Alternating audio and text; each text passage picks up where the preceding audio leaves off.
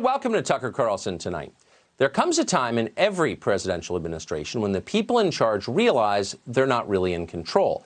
Unforeseen events arise. In an instant, every assumption about the future changes. Heads of state die, wars erupt, natural disasters descend, epidemics rage.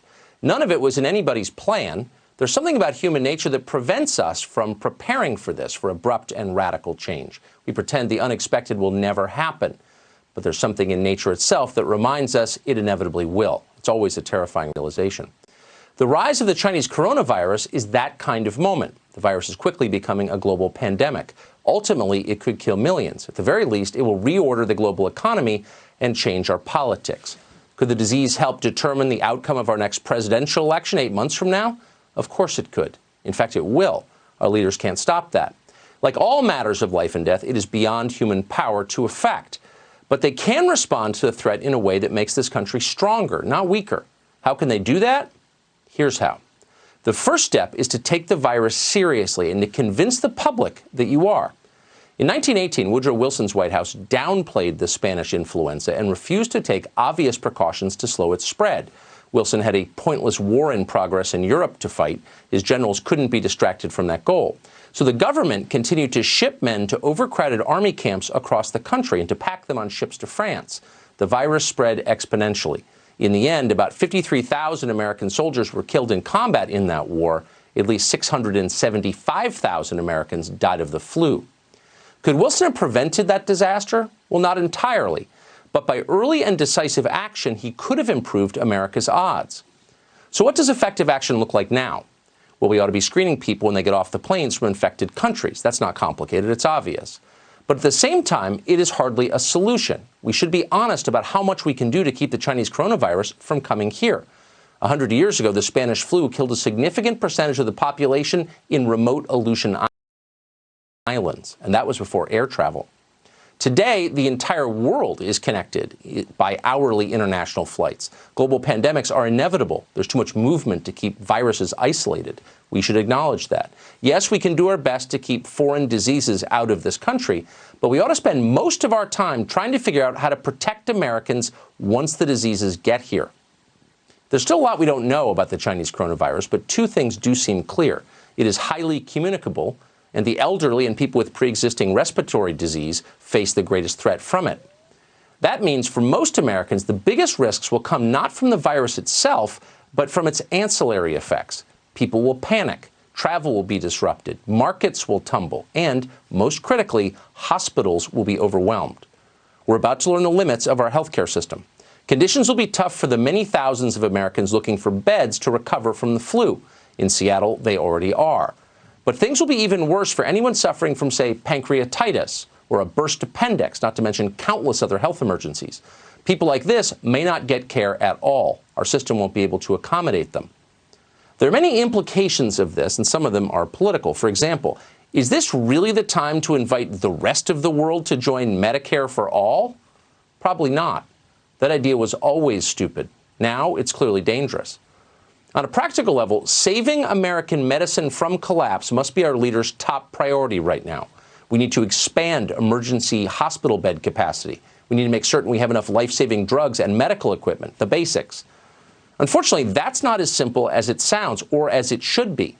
Well, the rest of us who are arguing about sexism and transgendered bathrooms, China took control of our healthcare system.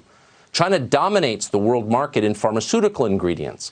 Compounds used in virtually every essential medicine for high blood pressure, for cancer, for Alzheimer's disease, and many more come from China.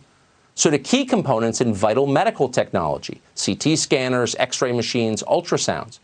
As of tonight, more than 95% of all the antibiotics in America are manufactured in communist China. 95%. Our chief global rival has a total monopoly on the most important medicine in the world. That should worry you more than anything the candidates are currently talking about. Imagine watching one of your children die from an infected cut. China has the power to make that happen. The Chinese government is acutely aware of this power. Last year, a prominent Chinese economist suggested cutting off the supply of antibiotics to the United States as leverage in the trade war. That should have been the biggest story in America. The news media all but ignored it. Why? because it implicated them and their political party in one of the greatest crimes of our time.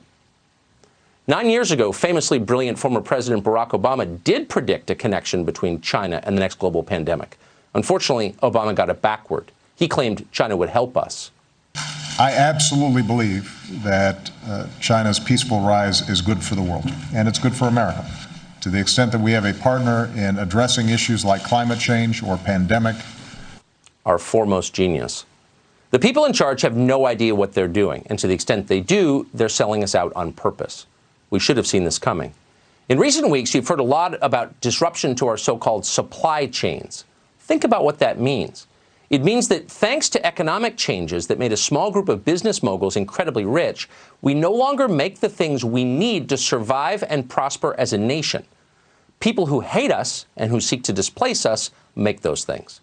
And it's not just medicines and x-ray machines. It's computers and phones and robotics and automotive components and machine tools and essential parts for aircraft engines, etc. In fact, apart from fossil fuels, it's almost everything. And now you may have noticed many of our leaders are talking about shutting down our domestic energy sector, the last independent part of the American economy. This is sabotage, and we're about to learn how undermined we've been. At some point, our leaders should be held to account for this. For now, we need to work as if our lives depended on it to fix this problem. Global warming isn't the existential threat we face. Extortion from China is. In very real ways, the Chinese government controls us. There is no greater national security danger than the one they pose. To respond, we need a modern Marshall Plan, one designed to rebuild essential American manufacturing. We should start tomorrow, with medicine and technology to fight the coronavirus, and then with antibiotics. Some will oppose the idea because it poses a threat to arrangements they currently benefit from. But a majority of Americans will welcome it gladly, even in the Congress. Manufacturing lifts every congressional district. It shouldn't be hard to win bipartisan support. No doubt the sages on television will denounce any acknowledgement of China's threat as racism or intolerance. Joe Biden's already done that. Ignore them. The Chinese coronavirus really is Chinese. It arose in that country for the same reason American businesses have sent so many of our jobs there: lax health and safety standards and endemic corruption. China did this to the world, and we should not pretend otherwise. That's not xenophobia, it's true. The most bitter irony of all of that is that a few years from now, when every last victim of this virus has recovered or been buried, the Chinese government could easily grow stronger because of this disaster and America weaker. China unleashes a pandemic and then overtakes the U.S. as a result? That's too horrible an outcome to contemplate and too dangerous for us. We ought to do everything we can to make certain it does not happen. And let's start by accurately describing what is happening. The Chinese coronavirus isn't some fluke of globalization. It is the inevitable byproduct of it. Exotic diseases and the mass disruption they cause are the built-in cost of connectedness, and they always will be. The people who told us there was no downside to living in a borderless world were lying. Make them eat their words. Strip them of their power. Never listen to them again. In fact, and this is still the hardest thing for official Washington to accept, this pandemic vindicates Donald Trump's entire political thesis. On the big things, Trump was right. Trade, immigration, manufacturing, globalization. These are the issues our ruling class assiduously ignores and has ignored for decades in favor of silly, calculated distractions like gender warfare and race politics, things that divide us. Trump, by contrast, ran on the issues that mattered, and he won precisely because the public was tired of being lied to, and he should remember that. The White House reaction to coronavirus so far has been uneven and limp, but it doesn't need to be. The blueprint for an effective response that not only protects this country, but improves it, is right there in the president's 2016 acceptance speech at the Republican convention in Cleveland. Americanism, not globalism, will be the credo, he said. We're going to start building and making things again. All we need to do is start believing in ourselves and our country again. It is time to show the world that America is back, bigger and better and stronger than ever before. There it is. That's the governing agenda in the age of the Chinese coronavirus. Abandon globalism, rebuild the country, make the things we need. A strong America is an independent America. There's no other way.